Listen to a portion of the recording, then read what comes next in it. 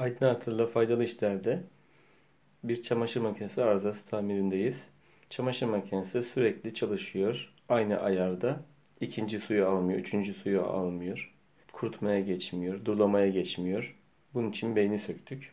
Beynini sökmek, nasıl söktüğümüzü görmek için ayrıca bir videom var. O bölümü de seyretmek için çamaşır makinesi beyin sökme veya çamaşır makinesi kart sökme diye yazarsanız o sayfaya ulaşırsınız. Veya benim kanalımdan bulabilirsiniz. Şimdi beynin içinde arızalamak için kartın arka tarafını sökmüyorum. İlk önce şu arka tarafı plastikleri üzerinde dururken arkadan kablolarını da sökmedim. Kartın ön yüzünden ilk önce bir kontrolünü yapacağım. Burada bir gözümle kontrolünü yapıp yanmış, ucu kopmuş, lehimi kopmuş, kararmış bir parça var mı diye arayacağım. Şurada iki lehim arasında incecik bir tel atılmış. Çünkü kanal bozulmuş, buradaki geçiş kanalı. Tel gözüme ince gözükmesine rağmen sorun çıkmayacaktır. Çünkü şuradan gelen kanal da aynı şekilde ince. Bu tarafa doğru geliyorum. Burada bir bakıyorum. Şurada bir uç var. Bu uç fabrikasyon olaraktan hiç lehim görmemiş. O yüzden onu da arızadan saymıyorum. Ona da dokunmuyorum. Yukarı doğru tüm lehimleri dikkatlice kontrol ediyorum. Çatlak lehim var mı? Patlak lehim var mı diye. Ve şurada bir lehim görüyorum ki etrafında hem karartı var. Işığımı o tarafa doğru çevireceğim. Lehim orada kopmuş. Nasıl kopmuşsa. Tırnağımla ittirdiğim zaman burası esniyor, oynuyor. İlk önce bu lehimi tazeleyip çamaşır makinesini bir kere çalıştıracağım. Eğer çamaşır makinesi çalışırsa daha fazla kurcalayıp başka yerleri aramaya gerek yok. Montajını yapıp kapatacağız. Kameramdaki görüntüyü büyütünce hemen o lehimin yanındaki lehimde de bir çatlama görüyorum. Onun da görüntüsünü büyüteyim. Bakın lehimde çatlak var. Hemen şuradaki lehime bakarsak çatlamayı göreceğiz. Halbuki bir alttaki lehimler ne kadar muntazam. Şuradaki lehimde de sanki oradaki lehimde de sanki bir sorun var. Şu hemen ekran ortasındaki. Ve o lehimi de bir tazelerim. Bol pastayla. Şimdi şuradaki tırnağımın ucundaki lehim de pütürlü pütürlü gözüküyor. Hemen şuradaki lehimler gibi değil bakın. Telefonu büyüteç olarak kullanıp lehimleri incelediğimde çok daha iyi sonuçlara varabiliyorum. Gözlükle bakmaktan dahi daha iyi sonuçlar alıyorum. Bu lehimi de yine bol pastayla tazeleyeceğim. Bunlar zaman içinde 15 yıldır, 10 yıldır kavrulmuşlar, pişmişler ve dökülmeye başlıyorlar. Şimdi tazeleyeceğim lehime fırçamın ucuyla pasta sürüyorum.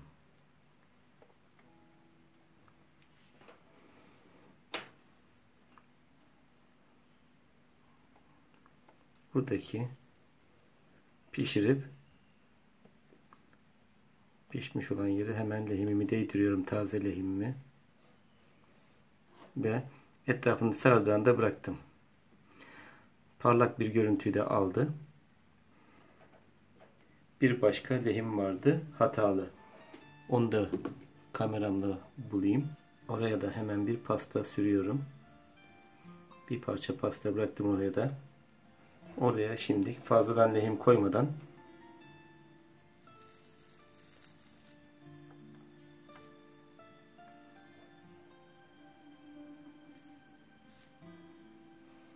pastamın fazlasını hafif soğuduktan sonra alıyorum. Şimdi şu lehimin de etrafının çatladığını görüyoruz. Buraya da yine bir parça pastamı sürüyorum.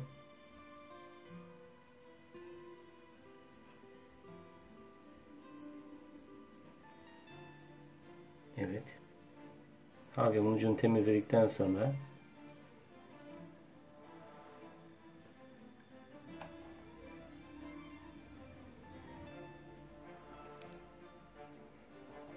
bir parça lehim ilavesi yapmam gerekiyor.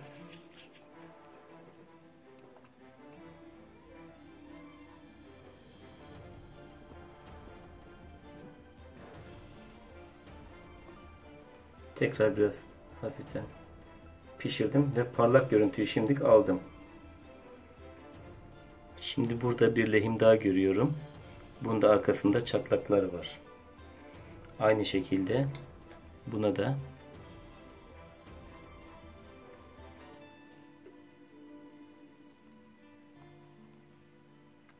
evet, lehim aşağı doğru akınca içine doğru. Şimdi lehim ilavesi de yapıyorum.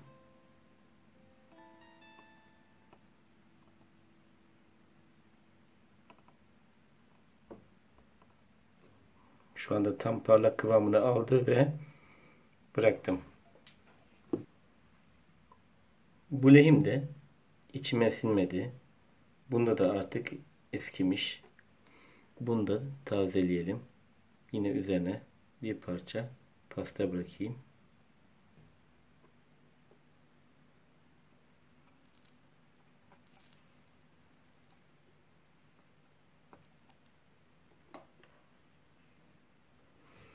Hemen onun arkasındakine de bir parça ısı vermek istiyorum.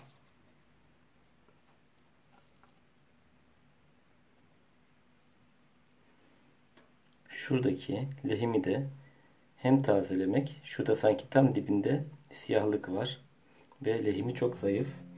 Hem tazelemek hem de biraz lehim ilavesiyle takviyelemek istiyorum. Pasta çok önemli.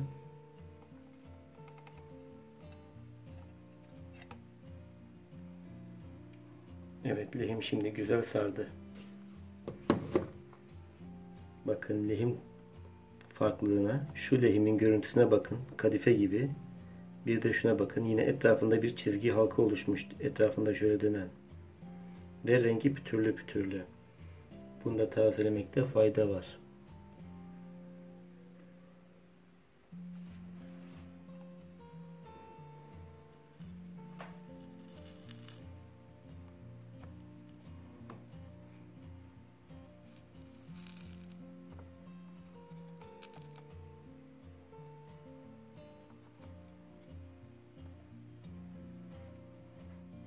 Şimdi bu açıdan baktığımızda da lehimin güzelce sardığını görüyoruz. Tazelendiğini gördük. Burada da şu yapılmış olan lehim toparlanmış ve aşağıdaki kartla olan teması kesilmiş. Burayı tazelemek istiyorum. Şimdi oraya da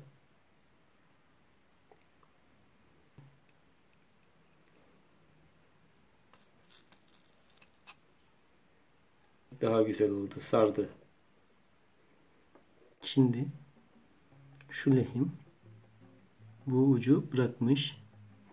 Bu lehim de aynı şekilde bakın kararmış. Etrafına doğru karartılar da var zaten.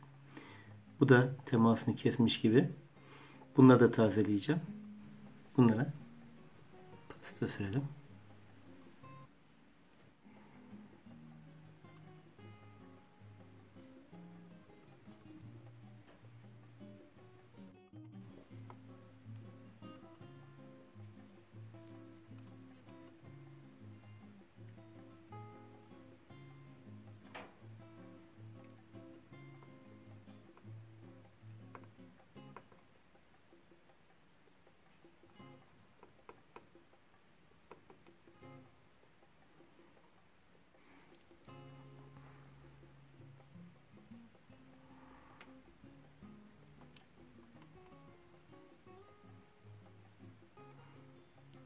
Evet, güzel oldu.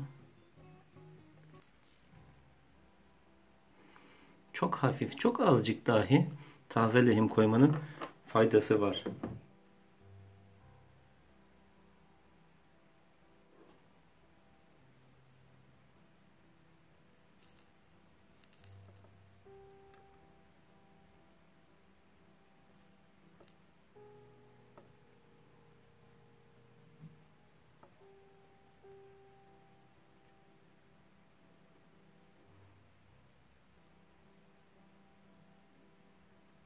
Lehimi epey uzaktan tutuyorum.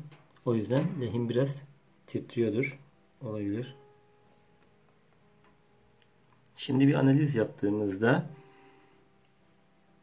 bu bölgeler hiç kararma yok ve lehimlerinde hiç tamirat yapmadım. Bu kararmış bölgelerde lehim arızaları çok fazla çıktı. Lehimleri yanmış, kavrulmuş ve etrafına karartı vermiş buralarda.